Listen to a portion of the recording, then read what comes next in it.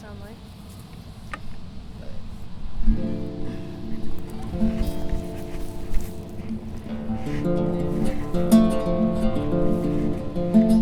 Actually, I should put the wind block in my dead cat. For any wind. For the song about wind, we gotta keep the wind out of the mic.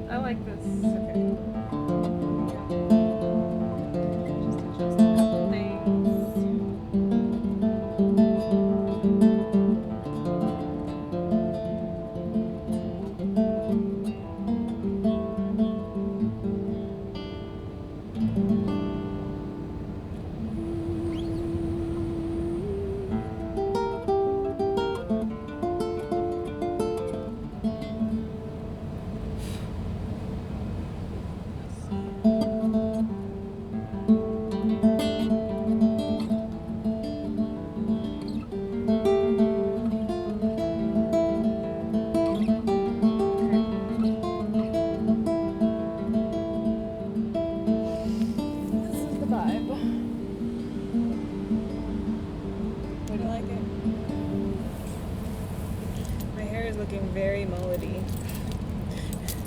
Just jingling. Not that into it. Alright. Wind? Doing this? How's my hair look? It looks good to me. Okay. It's cute. Alright, clap. Me to clap or you clapping? Just clap.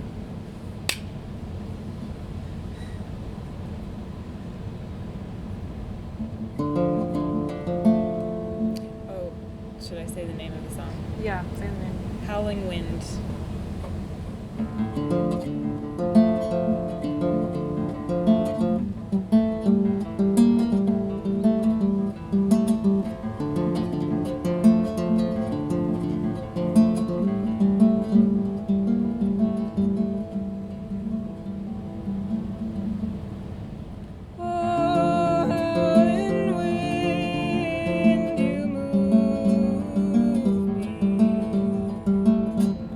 Oh, violet sky, you turn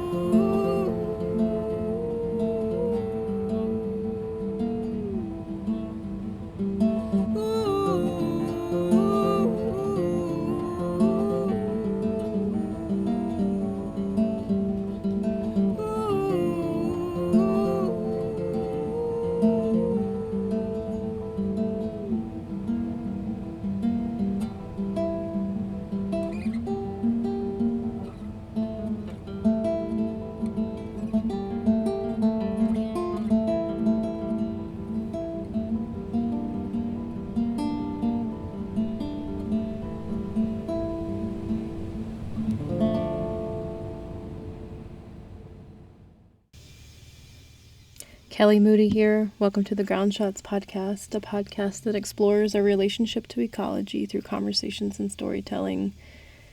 I am finishing up this podcast episode with Sam Zipporah on a cool night in early November in Paonia, Colorado.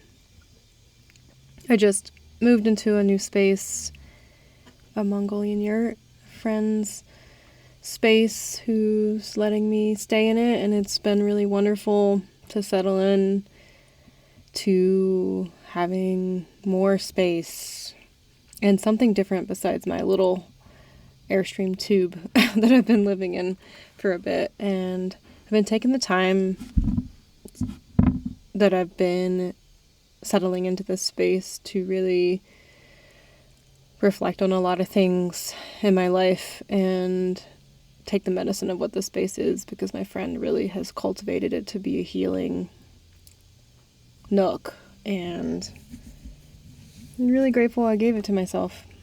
All these years of traveling, and you've followed along a little bit on the podcast, if you've been listening since the beginning, that I have been quite a nomad for many years, and for me to decide to rent a space, even if it's a short time or sublease, or do things like stay in the same town for a while is not something I have done very much over the years. At least since I started this podcast. Before that, I had stayed longer in some places, but I'm just taking it all in and giving myself shelter. It's funny to say I'm 36 years old and I've never had my own bathroom, but I also realize in context in the world we live in that that's still not that big of a thing, because so many people in this world don't get their own bathroom. If you really think about the world we live in as people, we're supposed to be living communally and together and in extended family units, and of course we're not necessarily supposed to be getting our own things all the time, but for the moment I am enjoying this space.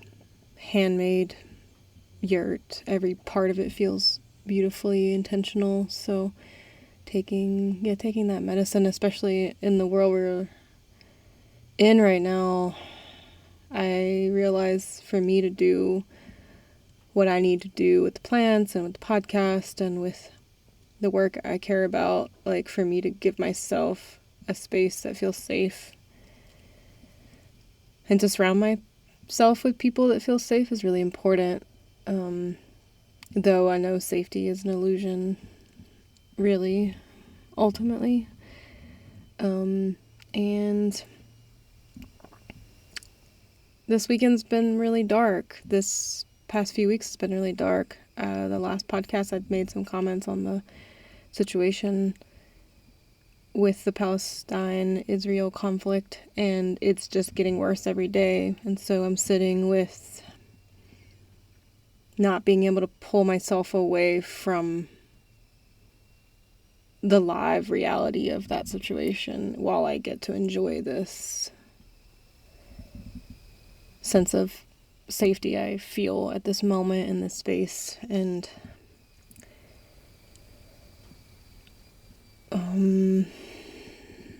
trying to take in what in the world I could possibly do.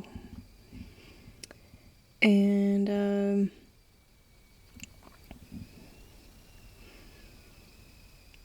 I have so many thoughts and feelings about it all swirling around, and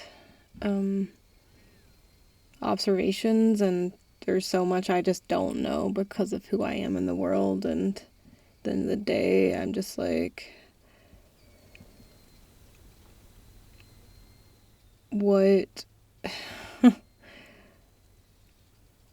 what are we doing to each other? 1 minute we might be allies and 1 minute we might be enemies. And is there any way to fix this? And I think about that in the microcosm of my personal life too. Everything mirrors everything, right? So I'm not going to say too much about that conflict right now on the podcast. I'm kind of in shock myself. I'm having that secondary trauma. Interestingly enough, Sam mentions in this episode when we speak about childbirth in hospitals and my observations of that as a child or as a young person, and how it really shocked me. And it's just ironic and tragic that in a way a lot of us are experiencing that right now by watching what's unfolding on social media, because the mainstream news is definitely not covering this issue in a fair or real way, or giving the view of what's really happening. And they have their hands tied behind their backs because of money and what really influences the media. And so what we're really seeing, us that are involved in social media in some way, whether it's just through connection with their friends far and wide, or doing something like having a podcast or like a business on Instagram or whatever, like we are seeing it every day from the people who are there. I'm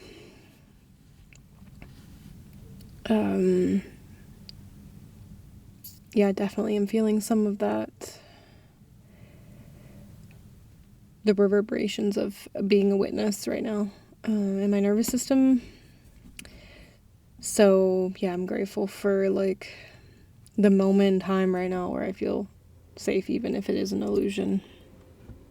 And there's been a lot of years of traveling where I haven't felt safe because I putting myself in a lot of vicarious, vulnerable situations. So yeah, precarious rather is the word. Maybe vicarious and precarious together sometimes, but precarious. So yeah, on this new moon right now recording this, it's been like a big transition time in my own life, and recently just went out and did some camping alone, solo too, and come back. And I wanted to get this episode out a bit sooner, but it's coming out right now for you. Just finishing it up this evening as I'm getting snippets of like what's really going on over there in the Middle East and also other parts of the world right now. And it's really hard to just like turn it all off. I did that in the canyons when I was out there, and definitely was good, but knowing what's still happening despite not observing it through the phones that we have access to, you know. So this podcast episode I recorded with Sam Zipporah, which is someone who's been on quite a few podcasts. When I recorded this, I didn't quite realize how much Sam has put herself out there and done conversations and interviews with different people. It was recommended that I should interview her by a mutual friend this summer in June. We interacted at the farmer's market here in Paonia, Colorado, and then I was like, yeah, let's do it. Only knowing a tiny bit of her work and trusting our mutual friend, and I was in a mode where I felt the capacity to do a bunch of interviews in 1 month, which I did do. And we met up on the summer solstice, actually, is when we finally got together to do it, and recorded it inside my Airstream with like the fans on. And it was a very different time than right now when I'm putting this out, because it's hot then and the land was in full swing, long days, and right now the days are getting shorter and shorter. There's a lot more darkness time, a lot quieter around town. I'm alone a lot more and am less busy. And yeah, so it's taken me a few months to get this episode out, just like with the one before this as well, but I've really been aiming to get it out sooner rather than later.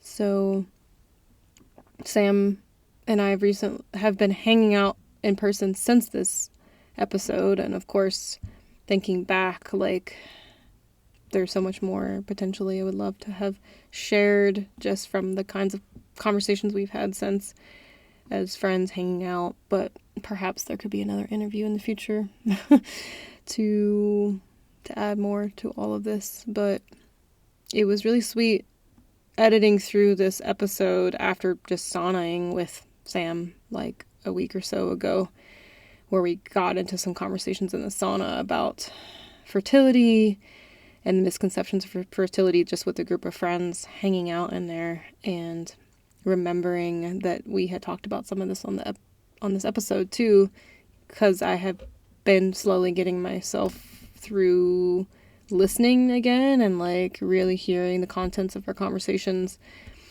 So, you know, after a bit of time not looking at the interview, not listening, and then being like, okay, I'm gonna get it edited and done, and then having these conversations in the sauna, I'm reminded of how important getting this information is out there about fertility in the culture we live in, and us being able to have the knowledge that was a part of what it meant to be human at one point in time, connected to the land and connected to our bodies and connected to our kinship bonds and kinship webs and all of how it's woven together. So, say radical fertility, I don't know other words to really describe what it is. It shouldn't necessarily be radical. It's what it means to be human, like I said, to be a person that has sex, has love. We all love, we all have sex, we all, for the most part, what it means to be human is to dance with these things, right?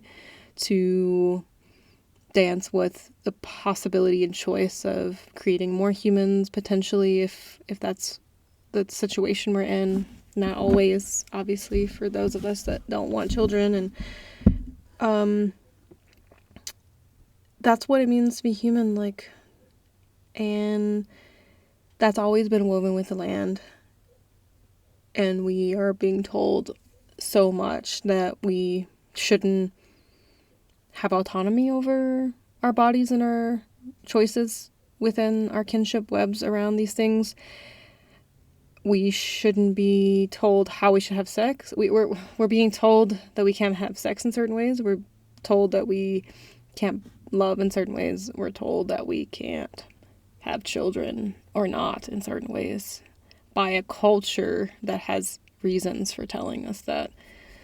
And a lot of that often has to do with disconnecting us from the land itself and it as our life force.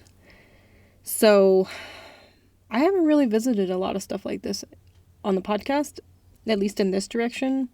I often talk about land connection. If you haven't listened at this point, over 70-something episodes, that's like a big part of the themes of this podcast. Is like, what does it mean to be in connection to the land and each other in relationship to the land? And this is another avenue for speaking about this that, I haven't gotten into. I haven't really gotten into talking about sex. I haven't really gotten into talking about fertility, and perhaps because I grew up in the South and I am influenced by my own trepidation into getting into topics that were so untalked about where I grew up. Like, you could possibly talk about sex or birth or the choices we have in love, or what it means to be queer or gay or to love in different ways. Like, these are not conversations that really got talked about where I grew up at all, like in my upbringing. And so there's maybe a part of me that has been like, should I go there on the podcast? But I've been wanting to. I go there with my friends in real life and my conversations in real life all the time. And what does fertility have to do with ecology? But it has everything to do with ecology. And the plants are connected to our bodies in this way as well. I mean, if we co-evolved with tending plants, which is not obvious to you now after we talked about it so much on the podcast, but also like what's being brought to the awareness of our culture from so many avenues now. Like, we are co-evolved with the land. We cannot exist without the land, and so therefore we have influenced how other beings exist, and they have influenced how we exist. And there's a connection between our choice of wanting to give birth in that realm too, and the herbs and plants that are a part of our human heritage in that space have moved with us too. And we've been torn in a lot of ways from the knowledge and intimacy of that, and the trust in ourselves that these plants are there for us. They've been there for us. We've like had relationships with them over so many years. There's forces that don't want us to feel trusting of ourselves and don't want us to feel in kinship in that way. And so I'm really appreciative of this conversation with Sam, and really just listening to it again today at the end. She's like, it doesn't really matter what those guys in power say. They can just say whatever they want to say. We're doing homesteading skills. We're just doing our thing. You know, they were doing what it means to be human. Like, because she was referencing Roe versus Wade being overturned about a year. When we were recording this on the summer solstice, it was like 3 days after that time. And so she was just noting that at the end of the episode, and just also like in her lighthearted, laughter-filled way that she speaks. So you'll notice in the conversation, I noticed her speaking this way in other podcast interviews, and also just how she is in person, hanging out. It was just kind of like, she isn't speaking in a way that's like serious and like, you need to think this way. She's just like, whoa, why should we listen to these men? Like, and laugh. Why should we listen to these men? We're just doing what makes sense. So we're doing what feels connected and what's good, and like what's our birthright as people, as humans, woven with ecology and land and the plants. So it's been really good for me to re-listen to this and feel the weight of this kind of work and these conversations and feel inspired. And so I really hope you do too in this conversation. I had a whole list of things we talked about that I'll put in the blog post for this, but I'm not gonna like recite them out for you in this intro because I want to get to the conversation. But if you know Sam's work, this will be a really sweet expansion on that. So here's Sam's bio. If you don't know Sam's work, Sam Zipporah is a midwife, author, and educator in service to healing and liberation, and Sam's path rises from an ancient lineage of midwives, witches, and wise women with expertise spanning the continuum of birth, sex, and death. She is devoted to breaking the spells of oppression in reproductive and sexual health by connecting people with the innate pleasure, power, and wisdom of the body. Her praxis weaves scientific and soulful inquiry that integrate modern medicine and data with ancestral practices and epistemologies. Sam's most recent publication and offerings center the radical reclamation of contraception and abortion. Her online membership, the Fruit of Knowledge Learning Community, features access to her heart and mind via books, courses, Q&As, and curated resources. So, yeah, if you haven't heard of Sam, that's her, and really excited to share this convo with you. Before we get to it, I wanted to note the music for this episode is new music and field recordings with Mother Maro, Charity Cimarron, who has been on the podcast and whose music has been a theme of the podcast since the beginning in different forms, new music, field recording some of the same songs over and over. And so this summer, I went to the Front Range of Colorado to visit Charity for some house shows they were doing and to get a day to hang out with them since it's been a second. Super sweet, just for me, having close friends far and wide, and sometimes feeling like I don't have a lot of really close friends near me or ultimately in my life because I don't have consistency in that way. It just felt it felt meaningful for me to go, and important for me to go find them while they were somewhat close to where I was. And we spent time playing together, going to the river and having food, and we recorded some music. So these are songs that have never been on the podcast. I don't think they're mostly new songs, and Charity doesn't have them in any album yet. And thank you, Charity, for letting me air them on here early for this conversation with Sam Zipporah. And the beginning, I didn't edit it out at all. I wanted you to kind of get a sense of me and Charity's banter for a moment too, in getting the recording for that song. And then there's going to be one right now on your way out, transitioning from this intro to the main conversation of this episode. So I hope you enjoy those. I'm going to try to put one at the end too. And I hope you find as much joy and ease in this music as I always have ever since I've known Charity, probably since 2013. So, yeah, so we're going to transition to a little music again.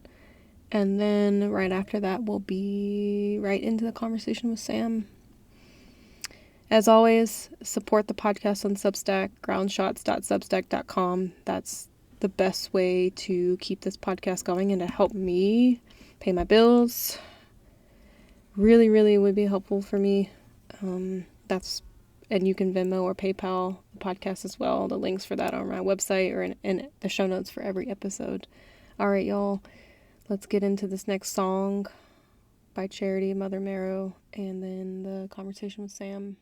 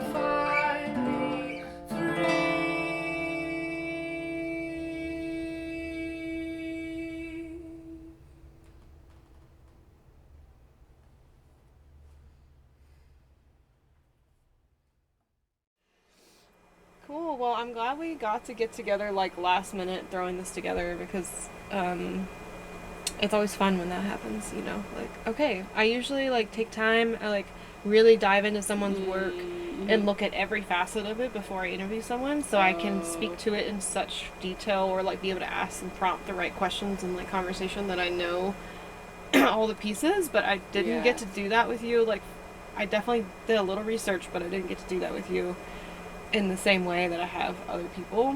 Yeah. But also, I was like, this is just a moment. You're here in the same place as me, and your work is really awesome. And Clifford's like, you really should talk to him. So cool. I was like, all right, we'll do it. And I've been wanting to like get into stuff like this for a while in my podcast, which is the themes of my podcast are kind of like multifaceted. It's like ecology, but there's a lot of things that come out of what that means.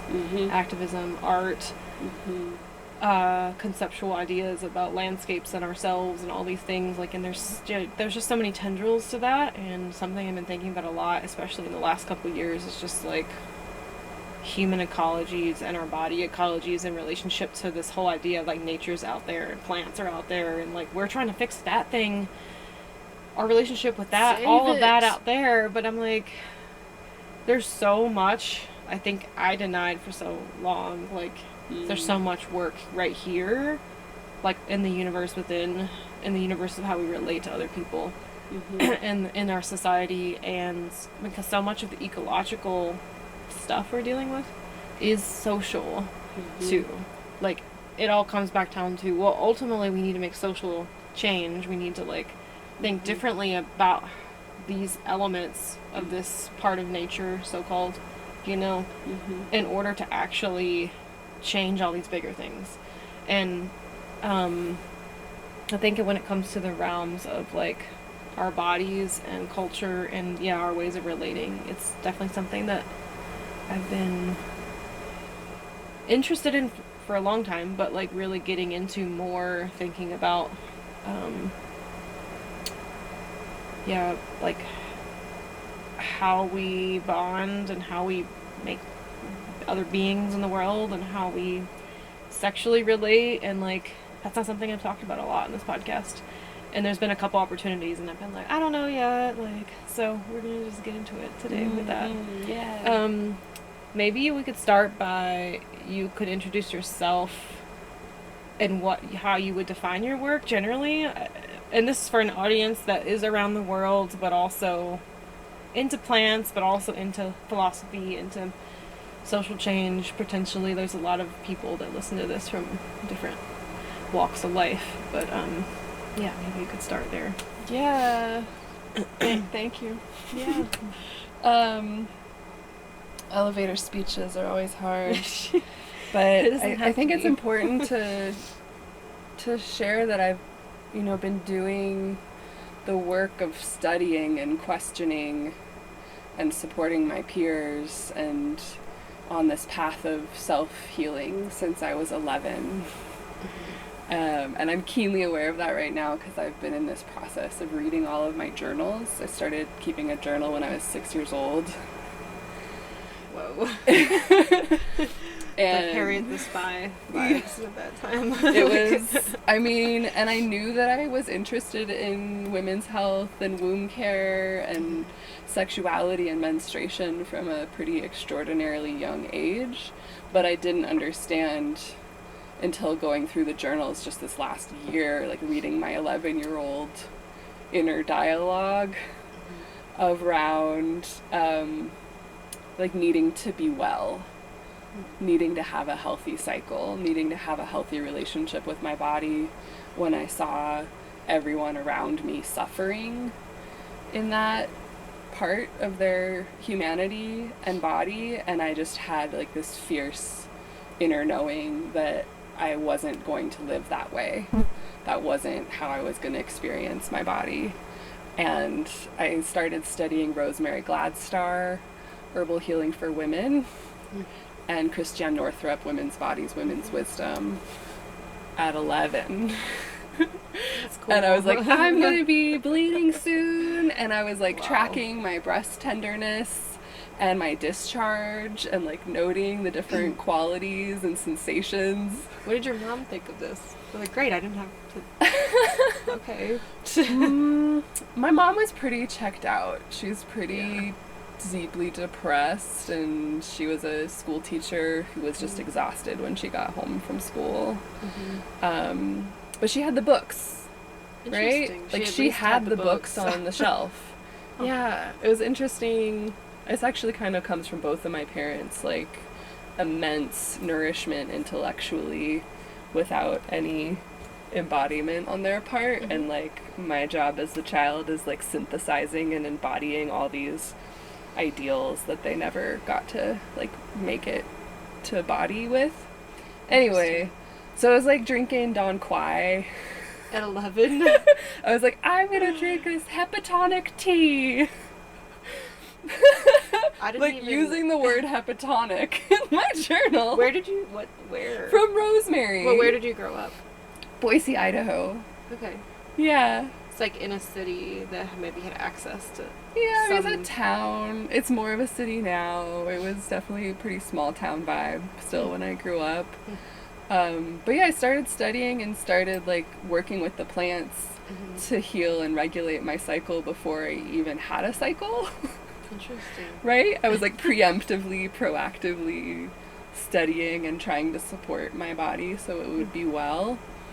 And then I ended up working at Planned Parenthood as a pubescent adolescent. And then I started doing abortion care work because people didn't want to have babies that were my peers. And then I had a good friend who wanted a baby. It was my first friend who got pregnant and wanted a baby. So I started to study to be a midwife. Like as a teen, practically? I was 19 when I attended my first birth, yeah. Oh. Yeah. And then I spent the entirety of my 20s on call for birth. I had like 6 weeks off. I'm still like healing my nervous system from the hypervigilance of that. And I'm working really hard. It's really awkward and edgy, but I am starting to use the word midwife again, in that we need to reclaim that term to embody miscarriage and abortion and contraception and menstruation and like the entire continuum of womb health. Even though I'm not actively helping people make babies or give birth, like the archetype and the lineage and the role within a community of a midwife is more succinct than any other term or word that I could use, I feel. Sometimes I say I'm a retired midwife who's writing, because I have mostly been just writing and teaching for the last few years and not working with clients lately. But even when I was full on in birth work, I was always helping people with miscarriages and abortion and teaching fertility awareness. And it took me probably about 15 years of doing abortion care work before somebody was like, here's some money. I'm going to pay you. You're good at this. You know what you're doing. And I was like, oh, thank you. Okay, I guess this is my job now. And I actually let go of birth work in my late 20s and started focusing on miscarriage and abortion. It's so under focused on... I have a lot of friends that have gotten into they like started with herbalism and then they went the midwifery direction, and then of course depending on where you live and how that looks, it's very different. So where I grew up in the South, it's a lot less accepted and welcomed, and it's even illegal in North Carolina pretty much. Yeah. So my friends there have to go to South Carolina to practice, or they just do doula work, or they do other things like, or they go move somewhere else entirely. And it's just, it's crazy how different it is depending on where you are. But a lot of people talk about burnout with just being full on, and you are melding yourself to someone else's like reality of like bringing life, and so that's your role. But like it is hard in a culture that's also like not that encouraging of it, and not like the midwife needs also a midwife maybe too. Like exactly needs a container holder. And I've experienced some of my closest friends like burnout or like navigate a lot of stress around like not having support themselves Yeah. in a culture that ultimately sees what they're doing as like not it's not mainstream. It's crazy how fast that changed historically from being like normal.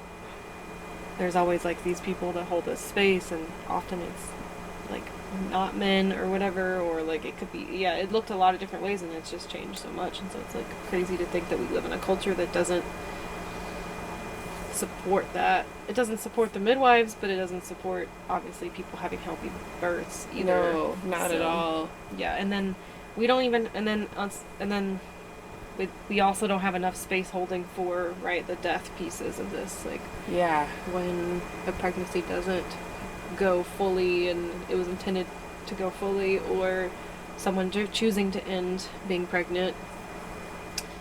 Yeah, we're supposed to not talk about these things, or we're supposed to hide them, or like, yeah, it's so much suffering is from the isolation when it's such a universal experience, and most people are not cognitive of the fact that it's a conservative statistic to say that about half of pregnancies end in death, not birth. Well, Like a very conservative one, because that's going off of like self-reported miscarriages and abortions. Internationally, we know about 1 out of 4 pregnancies ends in an abortion, and between 1 in 5 and 1 in 4 ends in a miscarriage.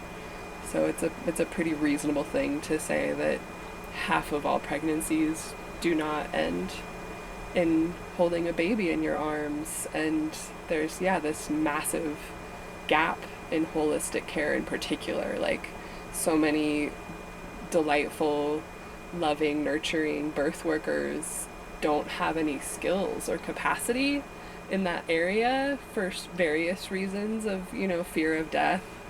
The witch hunts never ended, all these things. But like even the more holistic, like folks that know ancestral practices around birthing frequently are lacking skill and competency for helping half of the pregnancies end in a sacred, nourished way, when it's not going to be a baby, and they just send people into the medical system, which is often extremely traumatic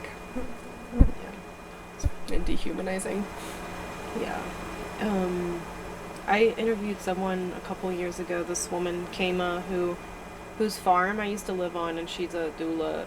She's trained in midwifery, but she just mainly did doula and childbirth education classes, and now I'm remembering we talked specifically about childbirth politics for that episode, and then her being like also a farmer who had to be doing that. She was like, I'm just like this relationship between land and birth and all this stuff, and I was just thinking about some of the stuff she said, and like remembering again, like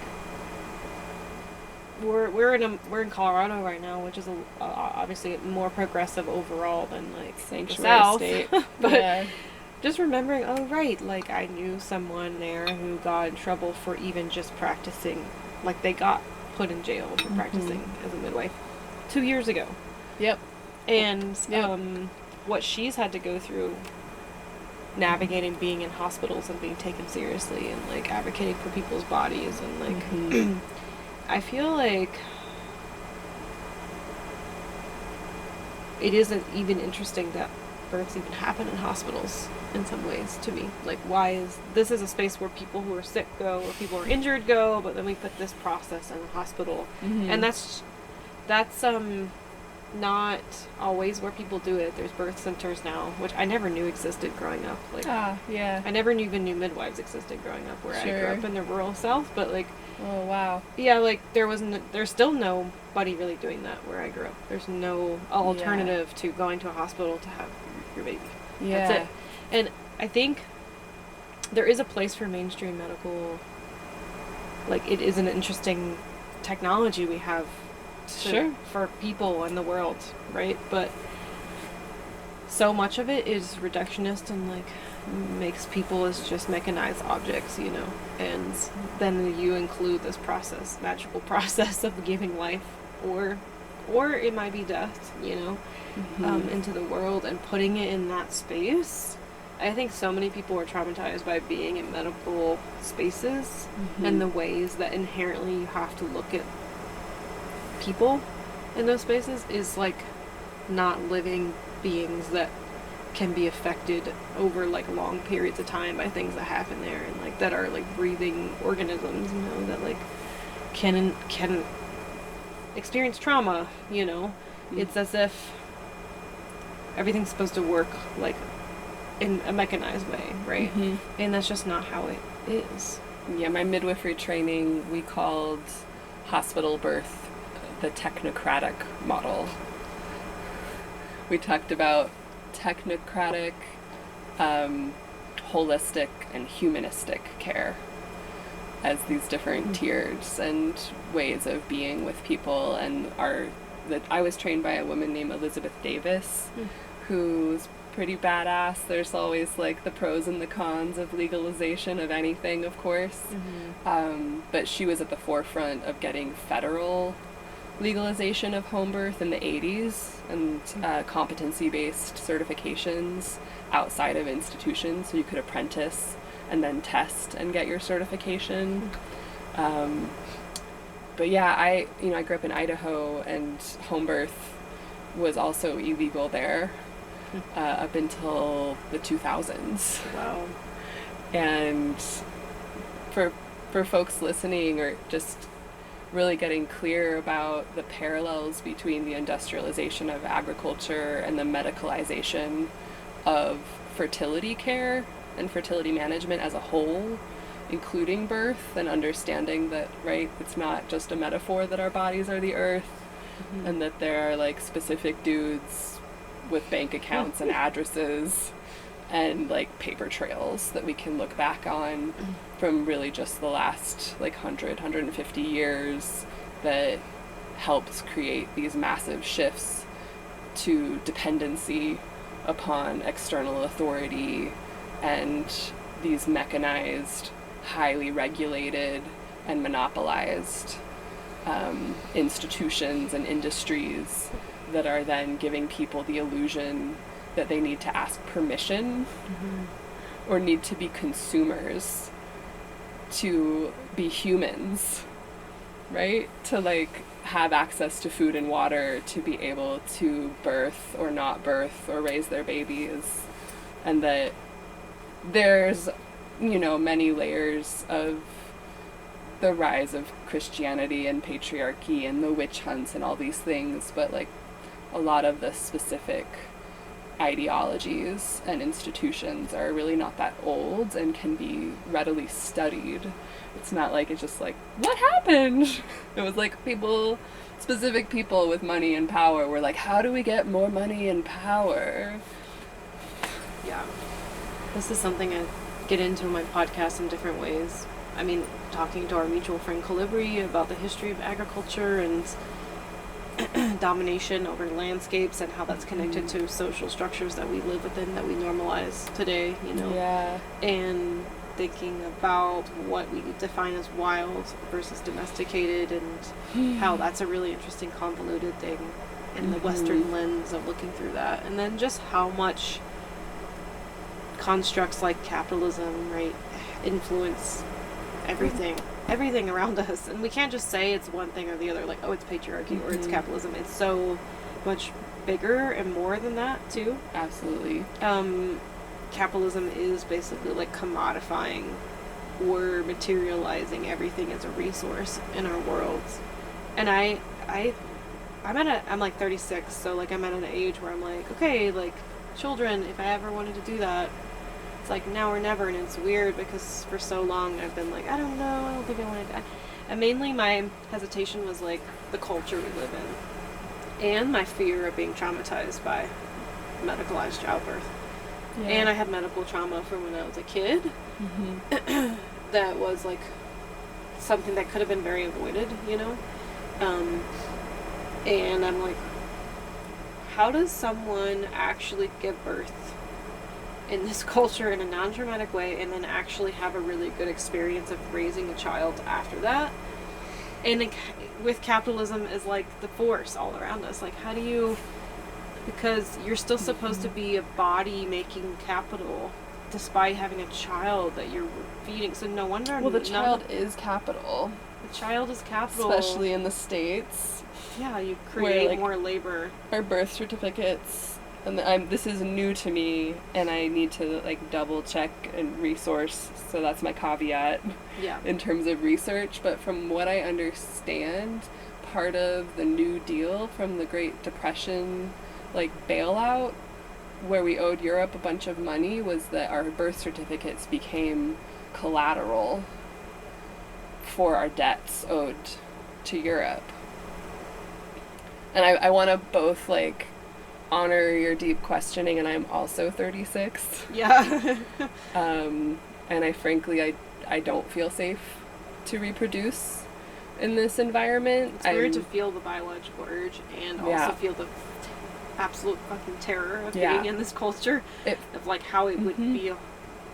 It's like already we're being gaslit, or like we're being like told all the things, I don't know, like that what's normal is insane and what's insane is normal, whatever. But like, yeah. Well, I really passionately want to be available to other parents with that same energy, because they need us desperately. Like the way that we're supposed to be raising children in isolation is horribly traumatic and not okay. So that's one of my thoughts around that. But the other topic I wanted to bring into people's awareness, because I think it's not common knowledge, is around the whole persecution of fertility management, which I use that term fertility management as like this umbrella for childbirth, contraception, miscarriage, abortion, anything we do to influence and choose how our fertility will manifest, and specifically institutions and governments creating restrictions and persecution on abortion having an economic motivation, and a political and economic motivation, that the religious ideology is a diversion. And I'm not saying that like nobody has religious motivations about that view, but as far as the government goes, I strongly believe that the motivation behind that is capital. It's human capital and labor and cheap labor. We've had like massive persecution of fertility management and the people who do it, aka midwives, herbalists, witches, with the plague in the Middle Ages, and then the Industrial Revolution when they needed more bodies for factories, and then now in COVID era. And that there is like a specific motivation that has nothing to do with Jesus Christ and everything to do with human capital. Yeah, I listened to some of your other podcast interviews before this one, and I think the couple that I listened to were before Roe was overturned. Some of the more recent stuff, Roe versus Wade was overturned, and all this sort of anti-trans bills and stuff that's been going through, like it's all been very recent, and I haven't been like watching the news like I've been trying to disconnect some, that I also am aware of what's happening, and and I guess I was pretty shocked that happens, because I think a lot of us who were thinking about like all of this stuff over the last while just maybe never thought it would actually happen, that they would overturn that, and it's still for me not that real feeling in some ways, because I am from the South, but I've been in the West a lot since then, and I haven't seen what it actually looks like on the ground for people who live in places where they have so much less freedom to choose for what they want for their bodies. They have to go to great extents. I'm like, how would they actually reinforce this, really? Because it's like, well, they're not really able to. Like, we know there are very few actual persecution, like people are not being incarcerated. What is happening is it's psychological warfare more than anything else. Like, It's people are shame. still having abortions. They're just Yeah.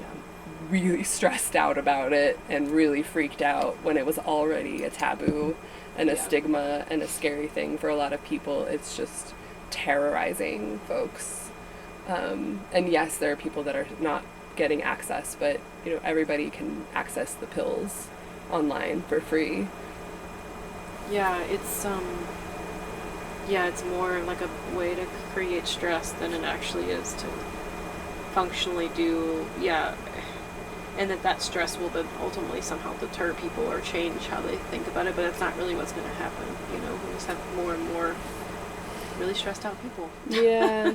We're being fed all these images from our culture that, like, to be good or to be like something in the world, we have to be like sexually attractive in the way that our culture says, which is pretty weird. Like, I get on Instagram and it keeps feeding me like plastic surgery and like sexuality. Frownies. I'm getting a lot of ads for like weird little things you put on your face to not have wrinkles. I'm like, what is this? Like, we're in Yeah. hypersexuality in this really consumeristic capitalist way is like being fed to us, and then yet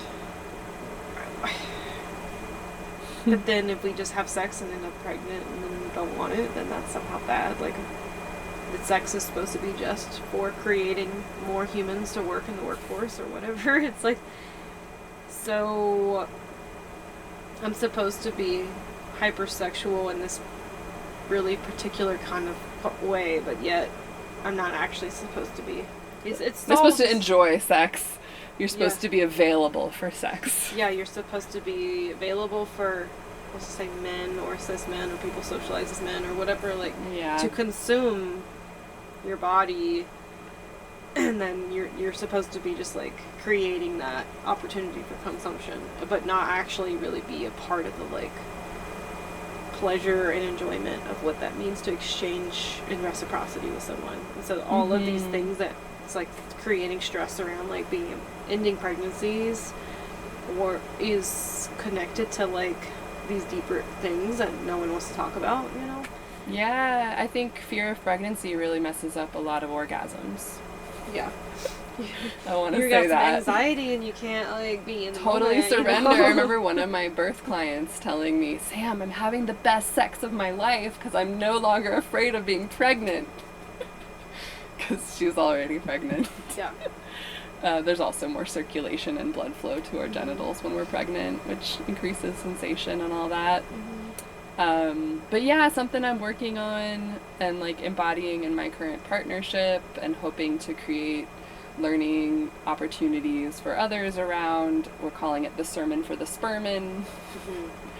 And this reality that while actually sperm count and fertility has decreased dramatically in the last 100 years for many reasons of being poisoned and radiated and whatnot, most people with penises are fertile every day.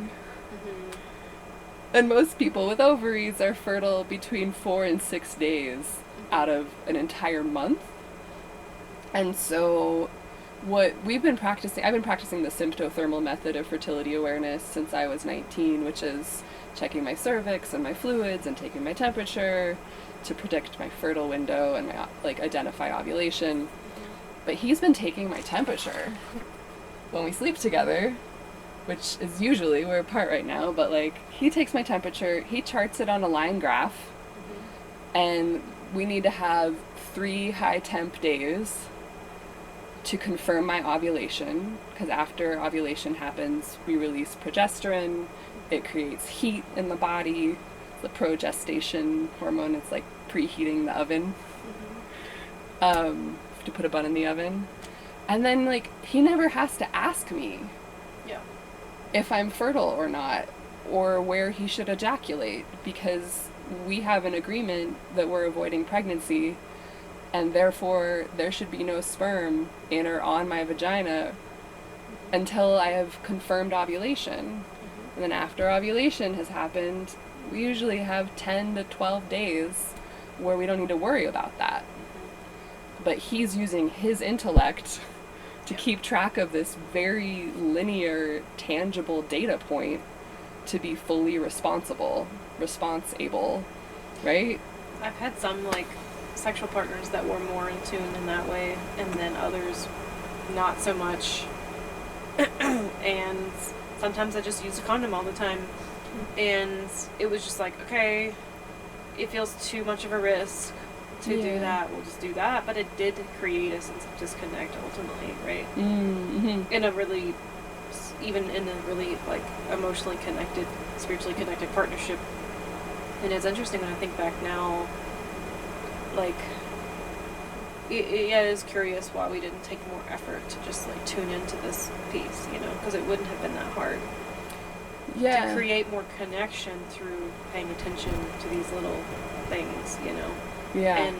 And I think for me, I've been overly cautious not using tracking fertility in the past because I was terrified of pregnancy. Sorry, pregnancy. Like pregnancy, which a lot of people are terrified of. And for me, it's more like, the shame, the medicalization, the, like, having to deal with going to a doctor, going to a hospital, just the whole part of it, like the discomfort of it, the pain. And for me, having had the medical trauma I've had, which a lot of people have had, like 50% or more of people have had in some form, right? Because they're not seen as humans in medical situations. And I was like, I want to avoid it at all costs. Being in an environment where I, like, maybe feel like I don't have control over my body, or like someone's inflicting something onto me that doesn't feel good or whatever. So I've been like, I want to avoid it at all costs. But I think as I've gotten older and value that's an important thing to be tuning into, and then just the connection that comes from being able to actually, like, be with someone in that way, realize, and then having friends who are like you, who can, like, be supportive if pregnancy does happen, like, and realizing it doesn't have to be a hyper-medicalized thing. And friends are like, I'll show up for you if that's the case. I'm like, really? Like, that's possible? I'm like, yeah. Yeah, like, I'm like, oh. And the plants are there too. Yeah. Especially if you're aware of your fertile window and your ovulation, and you don't wait until after you miss a period. Though some of my friends and colleagues just published the first academic study on herbal abortion. Oh, great. I'm happy to send you a link to that for show notes too.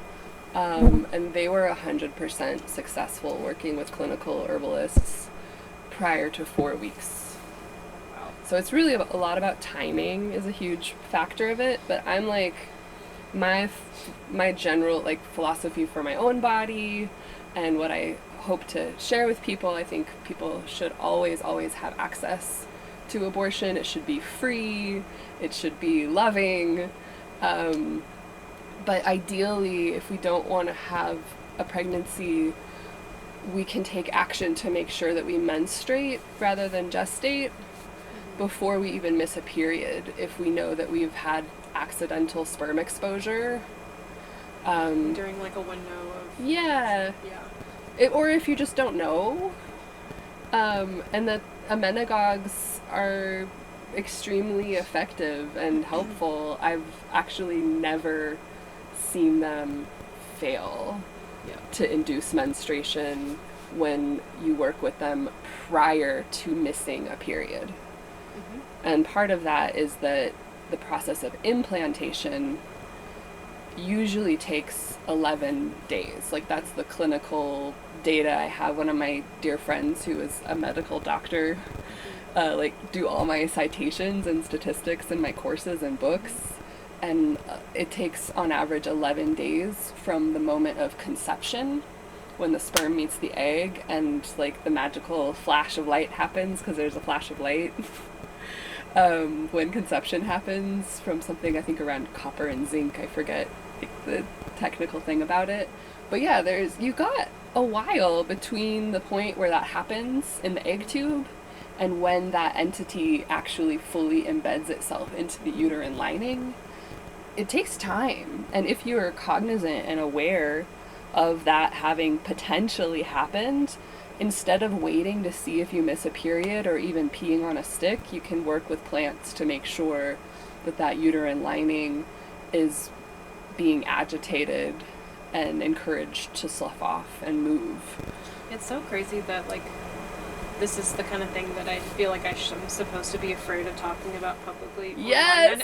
I mean, I've been doing plant research and, like, doing stuff with plants for a really long time. Yeah. And a lot of my herbalist friends who are, like, more radical, like, anarchist type, like, people who are really involved in this kind of stuff, like, spreading information about herbs that can be used in this way that you're talking about. There's a lot of, like, fear, secrecy, changing your name, like, underground, like, kind of thing, because this worry that the feds are coming after us. And, like, I think it's so fucking absurd, like, that this, because what you're promoting people killing babies that aren't really babies, like, preventing implantation. It's so, a different thing than ending a pregnancy, like, too. A philosopher that's also, like, critical of so much of how our society, like, creates these things that don't need to be a big deal. I had a lot of fear around it for a long time too, and I've just really thrown caution to the wind since Roe was overturned. I'm just like, y'all, we're gonna talk about physiology. Like, this is not my opinion, this is not my spiritual belief, but people have a right to understand, like, these plants are estrogenic. They will inhibit progesterone, the progestation hormone. These plants are oxytocic. They will promote contractions. Like, these are things that we just have a right to know. And I mean, it's been really painful to see how much the herbalism world is still living in this, like, massive, like, PTSD from the witch hunts, and, like, will not touch it. The most brilliant, intelligent herbalists, like, disclude it from their curriculums and the schools and the trainings, and or I know so many people that were educated in various herbal programs who were told outright, don't deal, it's too dangerous. It's too dangerous, and or it's ineffective and impossible. And I've had a couple friends. I haven't ever had to have an abortion. Yeah. But if I did, I would feel differently about it than maybe I would have even 5 years ago. But I've had a couple friends, like, that have done herbal stuff in scenarios where they're pretty sure that they probably, like, got pregnant or conceived, which is a different thing than getting pregnant, actually. Okay. So it's on their way to potentially getting pregnant, depending on how, your religious, spiritual views, but, like, clearly just talking pure physiology, I think we really need to understand that conception and pregnancy are physiologically different things. Yeah. Sorry. It's good because, too, in the talk that people use about, like, life and death and all this stuff, and, like, oh, you're killing babies, like, well, this is actually really, it's like, what's the actual physiology? It's actually a blastocyst. I'm like, there is a real, like, thing that's happening. Like, we have to get into these existential things about how do we define life. And this gets into, like, when Calibri and I are talking about invasive plants, or, like, ecology and all these different things too. These pieces come up. How do we define things is pretty culturally subjective, you know? And so, yeah. Which, I mean, my value has always been to provide a foundation of physiologic, biochemical clarity for people. And then they can make meaning and build and explore their emotional and psycho-spiritual relationship with the physiology. But I just don't want the actual physiology to be such a mystery anymore, because it's really harmful to people. And absolutely, like, caveat, this is not medical advice, like, go do your research. It's all about informed consent for me. It's like, and I also, have people in alternative communities that I'm part of, like, project and misjudge and misunderstand me and think that I would, like, don't think that the tools of the medical industry are ever okay to use. And I believe that the pills and the surgeries and the procedures that the medical industry offers can be really useful and appropriate at certain times. And really, the bottom line, the core value is really giving people truly informed, consensual decision-making support without projecting my bias or my opinions of what I think is best for them, and just being like, well, here are your actual options. And, like, I will support you whatever you choose to do. and that the medical industry is an industry, it's not a healing modality. And there's really valuable goods and services that industry provides that we can be conscious consumers and be like, I would like to have this service. We all deserve the right to have the service. But there are so many other options, and this reality around fertility awareness and plant medicine is so fucking liberating and profound. Like, I can't even, like, it's really hard to articulate when I really communed with this embodied wisdom and information for my own sexuality and fertility, and I don't want to pedestalize that as like the best thing out there, but I think that a lot more people could benefit from access to understanding that being aware of your ovulation and fertile window and having plants available as a plan B is an option for fertility management, that it is not crazy, and it's not, it's not really witchcraft, it's biochemistry. It's just what we've always done as people, is being in relationship with plants. Right. Yeah. I often, when I teach my ecology classes, I often tell people, like, a lot of what we're going to do here is just looking at the filters and lenses that we're being told to look at landscapes through before we even name anything, before we even get into, like, this is for this is for that. Like, what are the ways that we're being influenced to see? And I think about that in relationship to this, like, to the fact that even plants are seen as an alternative thing, not necessarily something that's like a direct part of what it means to be human. Yes. And that our health, but it has to be something you convince people that our health is woven into that, or like that we don't have some sort of ancestral knowing of like working with plants in this way, or the fact that we even have a moral judgment on people ending pregnancies or preventing pregnancies from happening, that that's to like this lens, cultural lens, that's influencing how we see reality. And it gets so intense when you kind of know that there's a lot of it's like kind of know there's a lot of things that are telling us the truth is this, and the other thing, you don't look any other way. Don't look behind the curtain. Don't look behind the curtain, or don't look past the shadows being played on the walls. Don't listen to the plants. Don't listen to the plants. It's all woo. It's all like, I mean, that's my my whimsical, magical initiation was I had a condom break when I knew I was in my fertile window, and I was freaking out and lying on a picnic table in the middle of this gorgeous garden, and the mugwort started talking to me, which had never happened before. It was just like, Sam! There's 5 different types of mugwort growing in this garden back here if you want to go see them after we're done, because Matt's obsessed with artemisias. So. Yeah, they're amazing. I've gotten to know, a bunch of Ludoviciana and, a bunch of friends up on the mountain where I've been living, a bunch of artemisias, and had people like be super confused and me be like, it's subjective. Are those mugworts? Are they not mugworts? Like, is that wormwood and not mugwort? And I'm just like, they're all artemisias. They're all relatives. And but informed consent, and I really want to, this ecological conversation about like it being part of our human history and lineage, specifically as people who have wombs, as women, that we would, like, we started a lot of agriculture, right?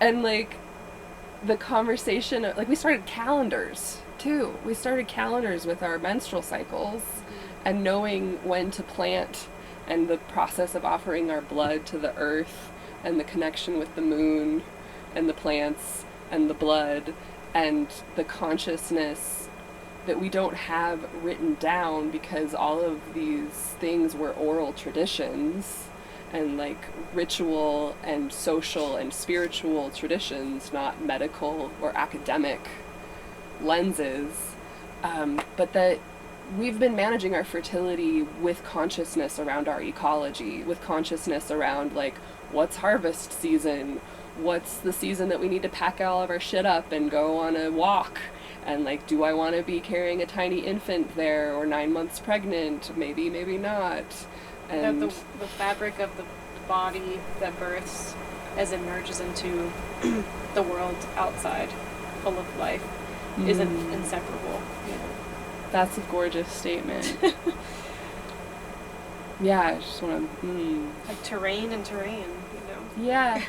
Yeah, that it's our right, it's our birthright to be able to look at the resources available, and that, like, caloric resources, social, emotional resources, they're all equally as important.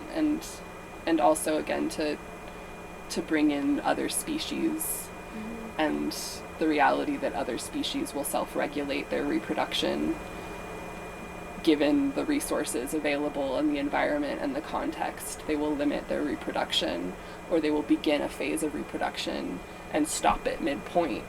And that our psyches are not separate from nature either. Like, that's a very human supremacist view, to think that, like, there's a problem if we want to limit or control our fertility with our minds any more than the innate capacity of the plants and the other beings.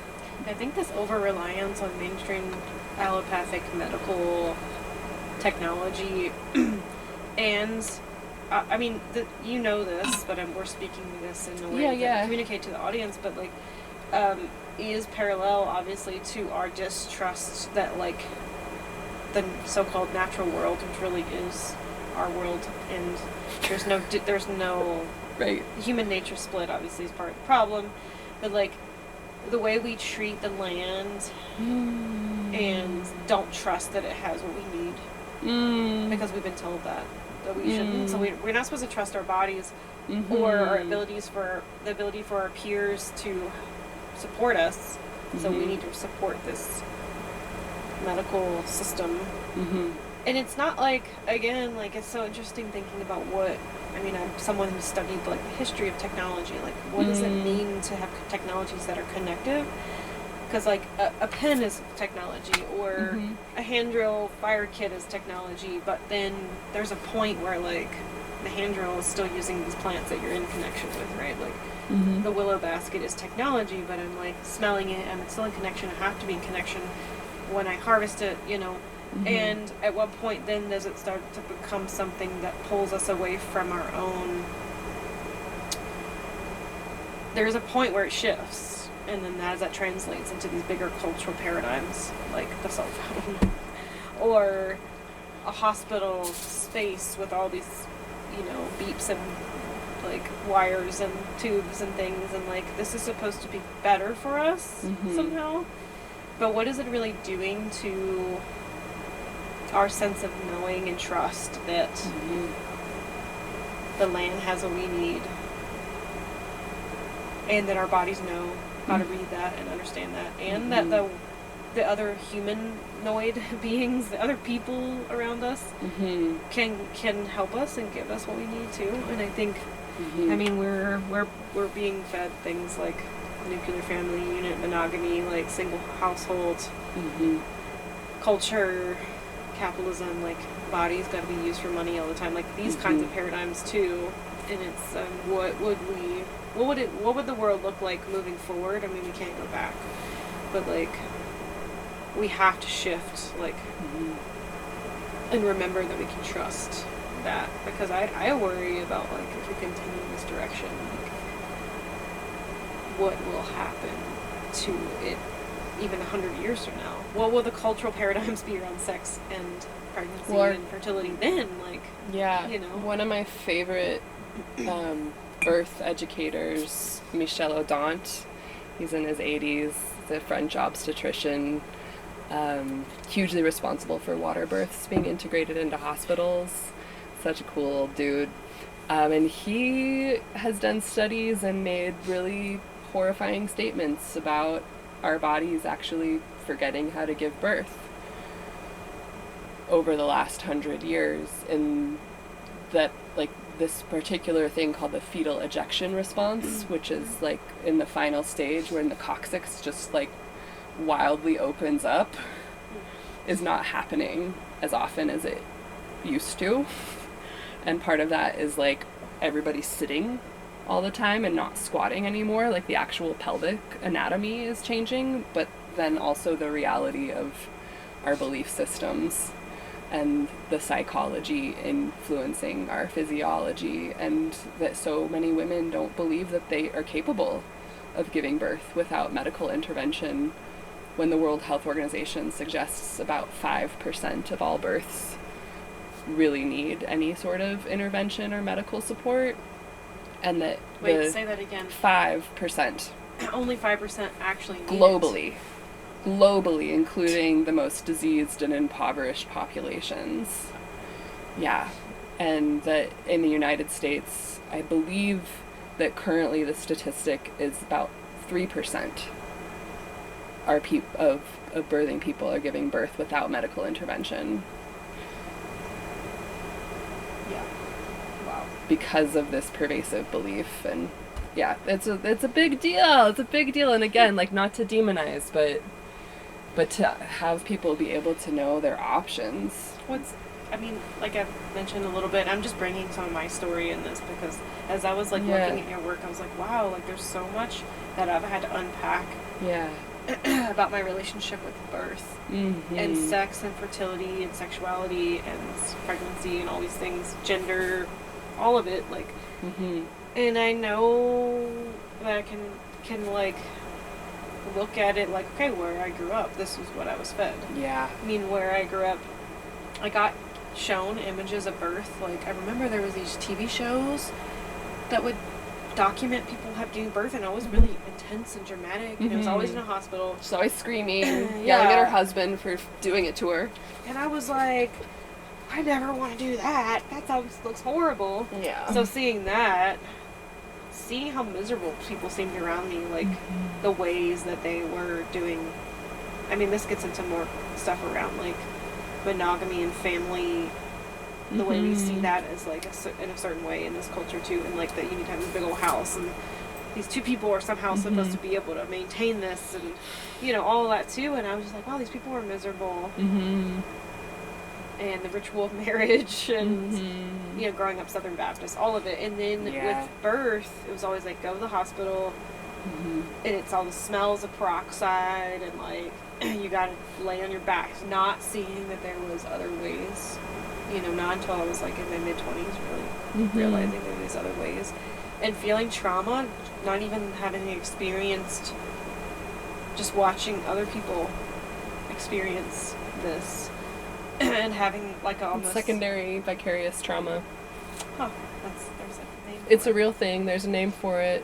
And then there's the reality, just like, you know, I took an 8-hour class once that was like, helping survivors of sexual abuse give birth naturally. And I raised my hand like an hour into the class and was like, isn't everybody in our culture a survivor of sexual abuse? Even if you haven't been physically violated, our culture is psychologically and emotionally and spiritually abusive of our sexuality. Yeah. I'm realizing more and more in the past couple years, just going through some personal life stuff, like, oh, like, our culture feeds us so much damage. I mean, like, I'm always like, no, that's not okay. And it's so exhausting to constantly be like, that's not okay. Yeah. And even people who are well-meaning are influenced by and get kind of wrapped up into it, thinking that they're thinking a different way, but actually no, they're being fed this thing and they're acting out differently, you know? And it's, if it's not okay, then how do you do what's okay in a world that's telling you that that's not actually, you know, like using herbs to not prevent pregnancy, like that's not okay. And you, this intuitive part of you is like, no, it's okay.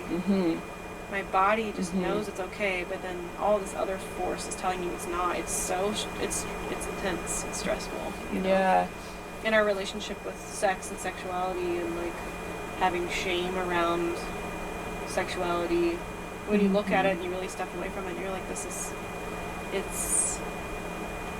pretty crazy, like, that's even a thing. But yeah, like, I want to go back to kind of the bigger cultural concerns you were talking about in terms of being disconnected from intuition and plant world, and just talk about like Stephen Buhner, Plant Intelligence and the Imaginal Realms, or like Spell of the Sensuous by David Abrams. Have you read either of those? A little bit of each. They're familiar, yeah. And just say that I strongly believe that our felt experience of fertility and sexuality is also some of what we've lost in terms of these subtle cues that our body gives us that are not that we're encouraged to believe that we're not capable of feeling them. Do you know what I mean? And like the communication of the plants, of like that time that the mugwort talked to me, right? Oh, you're making that up in your head, or like right, that there is like kind of crazy if you think things like that happen, you know, or right. Yeah. And that I do think that sensual, visceral awareness, which is also our intuition, which is also our autonomic nervous system, and like our literal gut, is this massive reclamation work that, you know, is still a challenge and a practice for me, having come from like hyper intellectual, rational world where like, oh, I can use words and think of things and like explain, and like moving back into that visceral intelligence of the body, which is possible to sensually, viscerally commune with the plants and the earth and the moon. And it, you know, starts to sound a little corny even saying this, but just that like it is an innate capacity of our sensual, like visceral, connected role within an ecosystem. I mean, it has to be. That's part of our survival. It's not like, well, again, like the lenses we look through, like looking back into the past and trying to understand how we think people did things. Yeah. We're still using the lenses that we see through now. Like, oh, people must have figured out through trial and error, like this is for this. And I'm like, no, it's like it is a experience of connection and communication that isn't easily explainable through those words. The language language is insufficient. Language allows us to lie, and it also allows us to make art, but it doesn't actually allow us to tell the truth of anything. That the felt experience is the truth, and that now we're getting into like academic and spiritual references. Like it's good. That's is like that language is we can't explain it, but we can feel it. It's so intense when you feel these things and you're trying to communicate it to another being. Of course, when you have sex with someone, or you're like in a nonverbal kind of like situation with someone, even if it's not sex, like you can communicate so many things, right? That's like beyond language.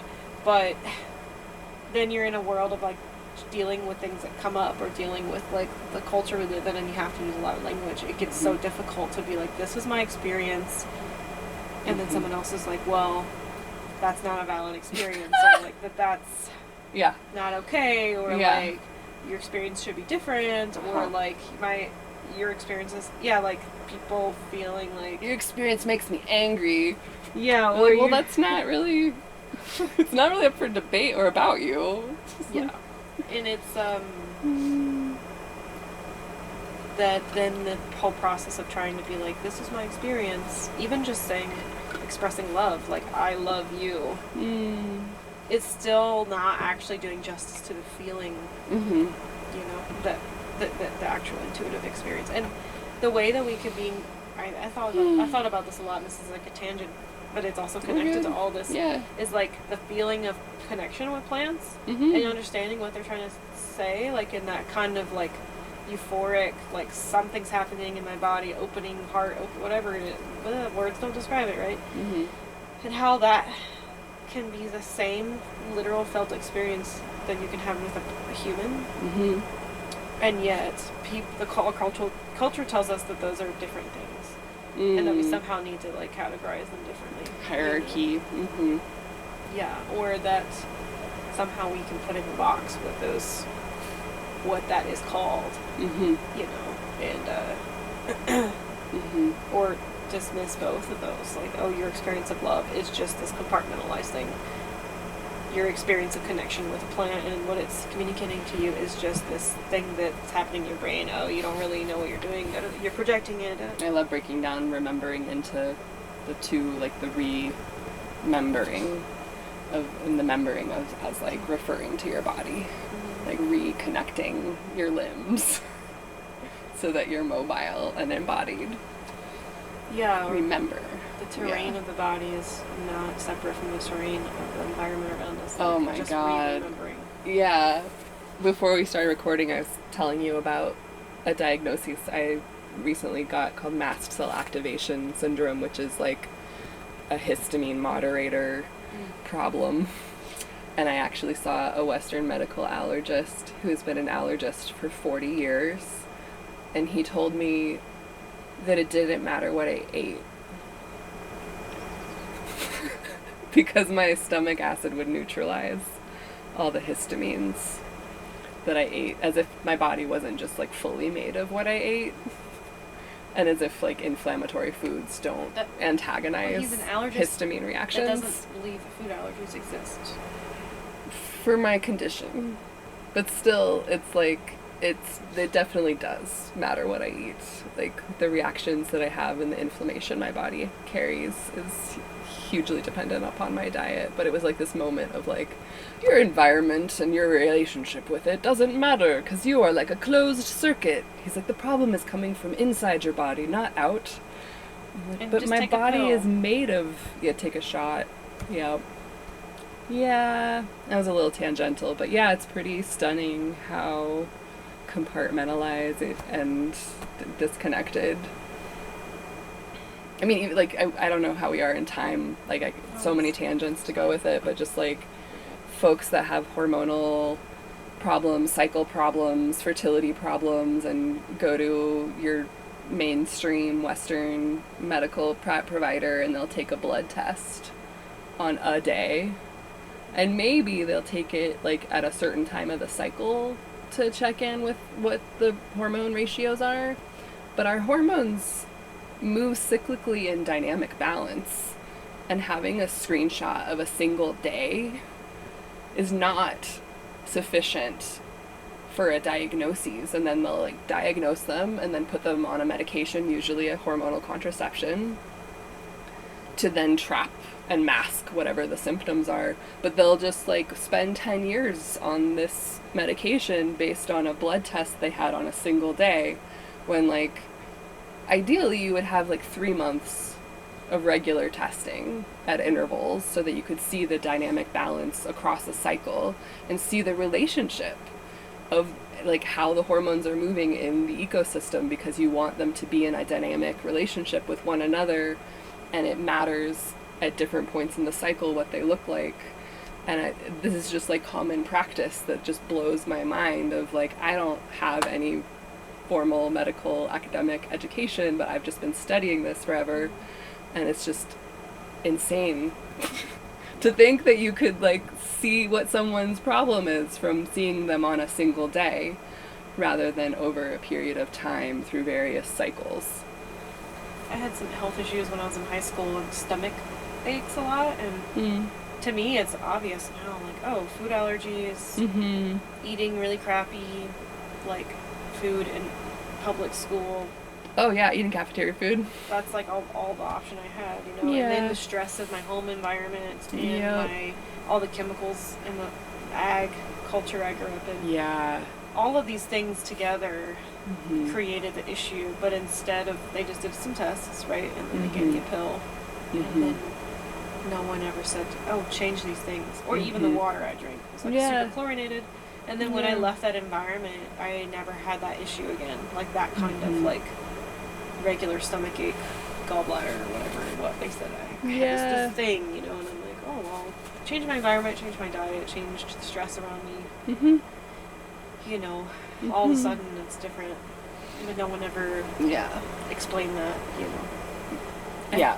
I find it crazy, like, when it comes to, I was listening to one of your podcasts earlier where you don't call it birth control, but ovulation control. Ovulation prevention pills. I Yeah. I remember I wasn't having sex in high school. Yeah. I was terrified of, not because of getting pregnant necessarily as much as just like dealing with gender dynamics and sexuality and like what was it that I actually wanted to connect. How did I actually want to connect with people and like the little world that I lived in? I was like, I don't know if I even want to do this with people. Yeah. I don't want to have an experience that feels traumatizing either, and so it was probably a good thing that I didn't. Yeah. But I remember birth control or pregnant or ovulation control being pushed so hard on me, like by doctors. Like they didn't believe me when I was like, no, I'm not having sex, you know. But being pushed on me at like 14, 15 years old, like you should do this, like you should get on this. It'll help with your cramps. It'll do this, like. And I resisted it. And then when I was in college, I did end up taking one first. I tried for a year, and I pretty much like went crazy on it. Like, I tried the one that you get 4 periods a year. That was weird. And then I switched to the one where you put the ring inside, and you push it all the way up, and you like have this thing inside of you all the time, releasing hormones. And I felt like I couldn't breathe. I was having anxiety attacks. I got insomniatic. Like, people get like pulmonary embolism issues. Like, and I started to just realize like, I don't like this feeling that I can't control this. Maybe it's just because some people are more sensitive than others too, but like I really was palpably aware that I was not in control over how this was affecting everything about the terrain in my body. Like my thoughts, my feelings, my sleep, all of my dreams, my sexuality, everything was being affected by it. And I was like, this is not worth it. Like after a while, I was like, just to not go through the work of learning how to track my cycle. Like, of course I was 19 years old, and the culture I grew up in, that wasn't even an option I even knew about. Exactly. But I was like, I just want to teach all the 8-year-olds. Yeah. Like, it's not too complicated for them to understand. Before they even start menstruating. Exactly. Like, this is just a normal part of knowing your body and knowing yourself, you know? And I feel like it's like a medical trauma, like getting put on so-called birth control or whatever. I'm still recovering from like that feeling of all the hormones, artificial hormones, and like the sleep. You know, I don't know, like this feeling like something foreign was like happening to me, and I just can't even imagine. It's a big deal. It's been on it for years. They don't know who they are. I mean, that's a pretty dramatic statement, but it really does change your baseline. I mean, it silences the conversation between your pituitary gland and your ovaries, which then affects many other things. It's not like you're just preventing pregnancy, you're also preventing all kinds of other things. I think one of the most dramatic ones to highlight is mineral absorption. Wow. Yeah. Interesting.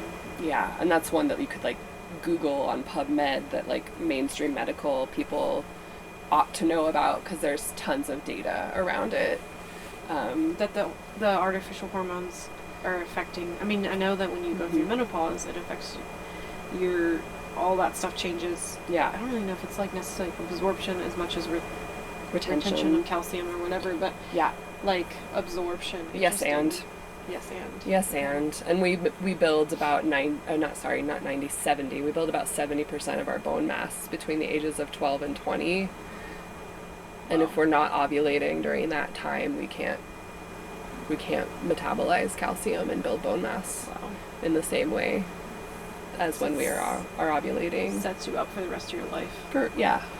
And they still try to push it on 14-year-olds. Yeah.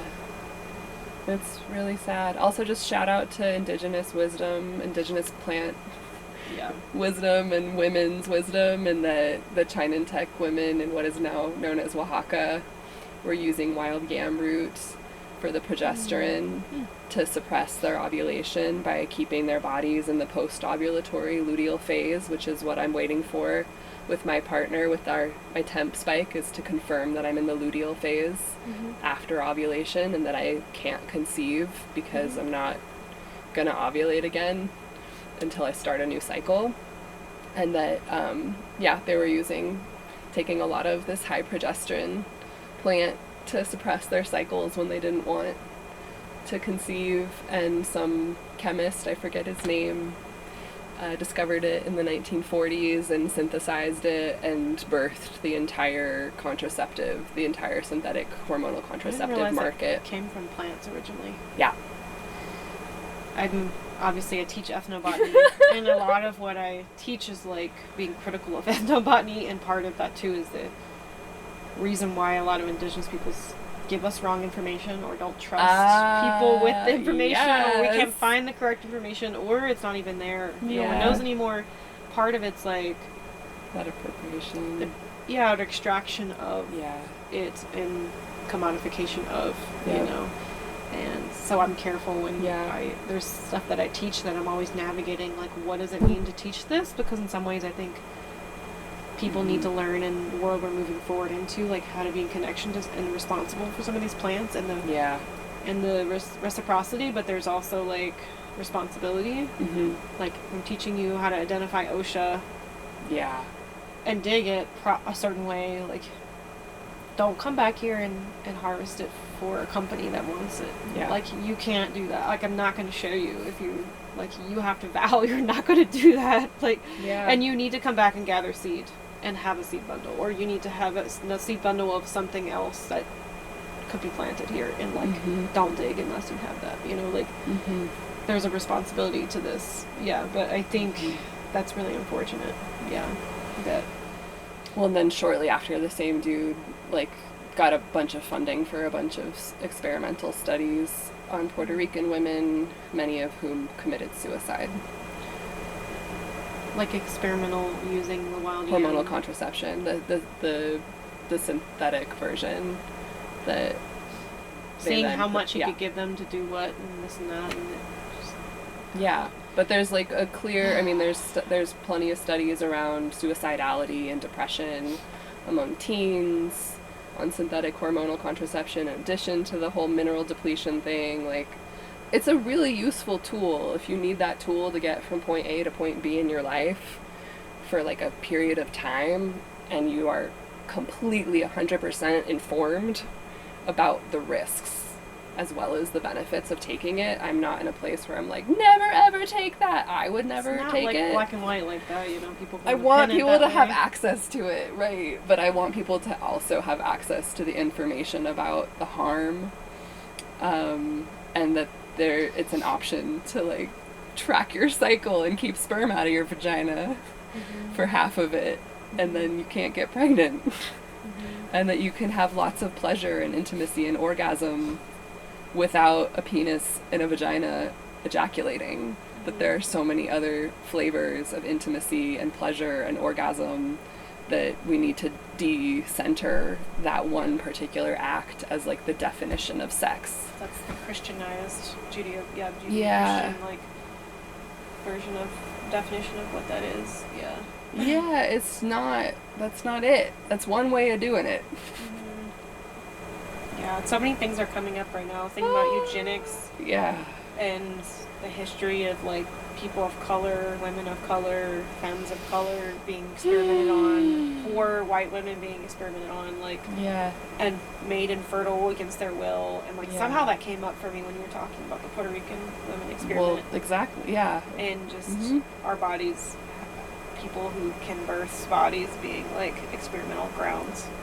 When I was in my midwifery training in California, there were a couple other folks in my cohort that were working at Planned Parenthood, and there was, like, public funding for services specifically for fertile women and immigrants, but not if you were infertile. Like, they would pay for your pap smear, your contraception, your well visits if you were potentially fertile. And they would discover in the appointment that they came to the appointment to get a pap or to get a general exam or to get a contraceptive prescription, and they would find out that they had had their tubes tied or had a full hysterectomy at the border hospitals, and didn't know that these Mexican immigrant women, which is happening really brutal. Not that long ago. It's happening now. The the border hospitals in particular are really Still doing brutal. this. It's really it's horrendous. And even among mainstream wealthy and privileged folks, like hysterectomies are still in the top 5 surgeries performed. Elective surgeries. Like, we're just like, oh, you're not making babies anymore? Let's just take it out. You don't need that anymore. And you're like, okay, whatever you say, mister. They're like, oh, I've had nothing but shame and pain and trouble from this thing. Like, please get it out of me. I'll be better. And then they take synthetic hormones. I forget the stats on that, but the vast majority of menopausal women are also on synthetic hormones. And there's like the pervasive belief, right, that all of these different things from menstruation to childbirth to menopause, that they're inherently painful or going to create suffering, when the reality is that it's the cultural context, it's the poison of the endocrine disruptors and the malnourishment, it's the belief system of the Judeo-Christianity, it's the witch hunts that we're hung over from, and the whole Eve story, that it's like, no, these things are not inherently painful, but the context that we are in creates the suffering. The suffering is not innate to our physiology. Our physiology, I passionately believe, is like capable of sexuality and fertility and reproduction with just as little pain as the plants and the animals experience. Not the multi-layered, like the so word much. Intersectional as it comes in. It's all a of lot. This, like thinking about obviously like how brown and black women's bodies or birthing people's bodies are exponentially affected by all these things way For more. sure. Like, and even just this, it gets into these ideas like, oh, overpopulation's a problem, and it's in those countries where there's mostly brown people is where it's the problem. So therefore, people think it's morally justified to sterilize people without them knowing, thinking that they're doing good. Yeah, you need to do a favor. Like, that's what's coming up, I too. can't even... Yeah, how you could take a Hippocratic oath. Yeah. And, yeah. Don't do that. Well, gosh, there's so many pieces to all of this, and I think we covered some good territory. Yeah. But I'm like, we could talk about specific groups. But Yeah. it could be another episode. Sometimes like black Yeah. wash. Yeah. So good. Like the black and blue together. Yeah. I've seen a lot of people hurt themselves with black cohosh too, though. And I think the underworld part is like a valuable part of it. That a lot of folks have some pretty dark psychological experiences with it. Have you seen that? I've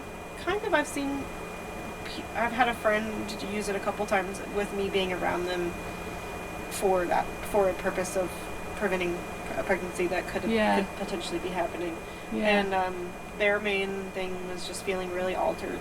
Yeah. Like in a psychedelic kind of way. Almost. Yeah, between the veils. Yeah, Mm-hmm. and just being palpably aware of that, and they were fasting at the same time doing Oh, whoa. a lot. Like, I was like, okay, Whoa. sure. They're like, no, this is the way I want to do it. I'm like, That's how I okay. do. But not as much seeing, like, people having experiences that spun them into a really, like, bad place as much as just altering and intense. Yeah. But, yeah, I mean, I think there is obviously a responsibility to, like, education around like how to dose these plants and how strong the extractions are, and like and companionship.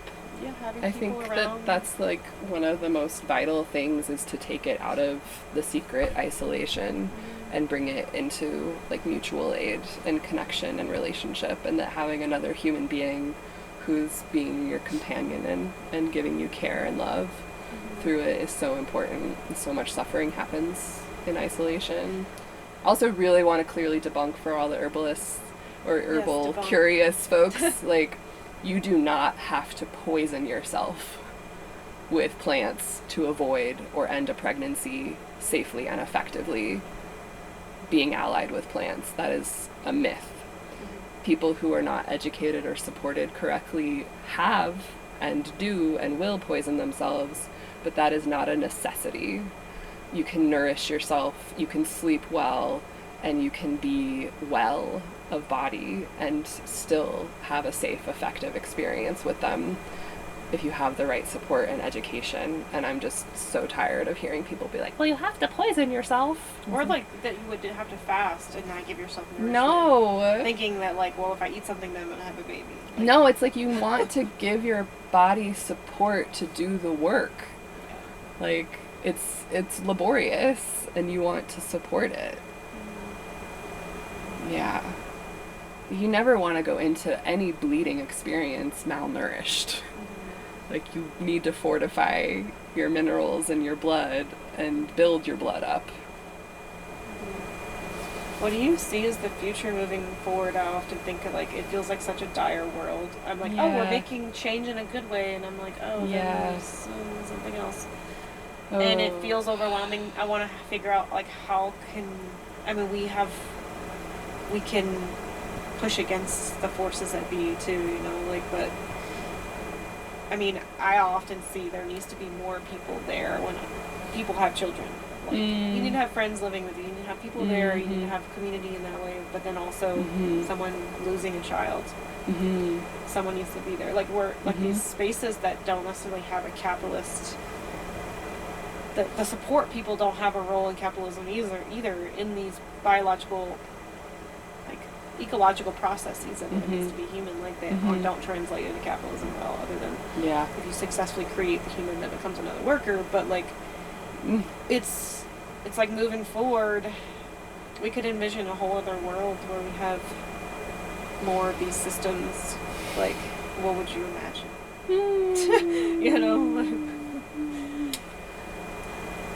futurist type of imagining. I don't know, or maybe there's a actual practicality to it. But. Yeah. Oh my! I mean. Like my like sort of utopian fantasy sort of thing, or like what? Does it have to even really be? I mean, utopia. It's a slippery slope of like imagining something that's unrealistic in some ways, but like we can't continue on like this, but so long, you know. Yeah. And I think I took a right relations class from an indigenous woman named Pulhanix Love, who stated that colonialism was the process of turning relationships into services and resources into commodities. And that's been an interesting thing for me to start commodifying my intellectual function. And I'm still doing care work. Like, I will always be doing care work, but I'm not doing it in a transactional financial way anymore. And then there's a great Emma Goldman quote that I can't come up with perfectly that's like around love not being transactional. And I think that that's really one of my deepest hopes and wishes and points of activism in my own embodiment and interpersonal relating is really like giving out of joy, not obligation or transaction, and understanding that the care and the witnessing and the support belongs in intimate relationships. Doesn't belong between hierarchical, like transactional, external authority service providers. It belongs in our homes, and it belongs in intimacy. And not just intimacy in the sense that we define it with the one person supposedly you're supposed to be. Definitely like not. The intimacy of the web. The intimacy of the web of care, and just like how do we really show up for, it's like intimacy with my own menstrual cycle and my own fertility, intimacy with my own sensual, visceral, intuitive knowing and ways of being, intimacy with the plants, intimacy with the land, intimacy with my dear ones and my beloveds, who I'm not trying to like fill out paperwork for or like create a contract where like this is what you get from me. I'm just here and I'm present and I love you. And that's I know it's not realistic or possible, and a lot of people don't have access to that, but that's the shift that I've been working towards personally, where I personally feel healthier teaching and writing for money and giving intimate care with people that I love and just want to take care of because I love them. And that there's plenty of those people that are having fertility experiences, and I've been able to give more abundantly to them since I've stopped doing it for money. We have to collectively, like, I know that I have particular expertise and like a unique path, and I've been on it for a long time, but like as individuals all like getting into that space of intimacy with our bodies and our cycles and our fertility and our sexuality and our dear ones, and like talking about sex and fertility more and bringing it out of the darkness and bringing it into more of our relationships, rather than thinking it's something that happens behind closed doors with one sexual partner or a medical care provider or somebody who has a degree. Penis and vagina only. All of that. All of that. Yeah, or even that's genitals, or even have to be part of sex. Right. Yeah. Right. All of it. All of it. Yeah, it's the invitation, I guess. Yeah, of intimacy and care that is not transactional. Yeah, that's like the cultural seed shift piece that will reverberate out into all the other things and become bigger. You know? It's the whole like top down and bottom up. Of course, sure, if all the laws changed, if they had clinics with herbal formulas and but still like this somatic bottom up piece has to shift too. You know? Yeah. Well, thanks for sitting down with me. Yeah, it's been lovely. Yeah, and just got a fan going in my Airstream with flies. Yeah. We've had a few flies hit the microphone, and it's going to be in the recording. Nice. Because picks up so well. And I'm like, there's a buzzing that came up. But yeah, happy solstice. Yes, it's summer solstice. It's the 1-year anniversary of Roe being overturned in 3 days. I knew it was when, not if, Roe would get overturned, actually, from the circles that I was part of. It was always like, when? When is it going to happen, not if. Interesting. Yeah. And that's why I learned all the skills that I have. Yeah. Knowing that at some point it was going to be vitally important. Yeah, well, I guess I shouldn't say why. That's actually even something that I'm constantly complaining about. Is like, just don't even pay attention to what they're saying. Like, these are just homesteading skills. Like, these are life skills that we all need to have. Whether or not Roe versus Wade is in place or not. Why do we give a shit what the dudes in SCOTUS say? Like, they're definitely not the authority. Like, we need to have these skills intimately again in our intimate relationships with our bodies and our loved ones. And if we want medical care, we should deserve access to it. But the vast majority of time, it's really not necessary. Do you have a place online people can do. find you? Yeah. I have a place online that is myname.com. It's Samantha Zipporah, ZIPPORAH.com, and you can take my courses. Actually, I made them available completely sliding scale donation after Roe was overturned. So I have 2 pretty robust self-study courses. One's on miscarriage and abortion, and one's on conscious contraception. And then I got 4 other self-published books. One of them is Please Bleed, Plants and Practical Magic, which is like all the details and the biochemistry of how to make sure you can menstruate instead of gestate before you miss a period. You got a couple of your books with you right here. I did. I brought them. So and pretty. Then finally I have a membership offering, which is my bread and butter, and gives you access to Q&As with me and one-on-one mentorship and support and, different learning circles online, and that's called the Fruit of Knowledge Learning Community, which is inspired by the idea that eating the fruit was the original win. Not instead sin. of the original sin. Like, that fruit was good. That's a whole other, I know that we've been going on, but yeah, the shifts from the estrus cycle, there are not a lot of mammals who can have so much sex without getting pregnant. Yeah, we're supposed to be eating the fruit. And our ability to be able to actually use our consciousness and willpower to choose that, I see the fruit as this symbol of sexual and fertility knowledge and wisdom around our power to create. The patriarchy doesn't like that power, so they demonize the eating of the fruits, just how they've done that with plenty of translations of past old stories. And and then I'm big into Lilith, and Lilith is the snake. Yep. And she's offering Eve a gift of liberation of like, yo, your dad's not in charge here. You're actually God. Yep. Actually, that was all delusion. You're God right now. I mean, yeah, there's so much. Apparently in the Garden of Eden, there's supposed to be no death, too. Nothing ever dies. So it's all of this cyclical wisdom. Anyways. Yeah, Freedom Knowledge, SamanthaZipporah.com, all the books, all the courses. Would be delighted to support people in their healing and knowledge journeys. Cool.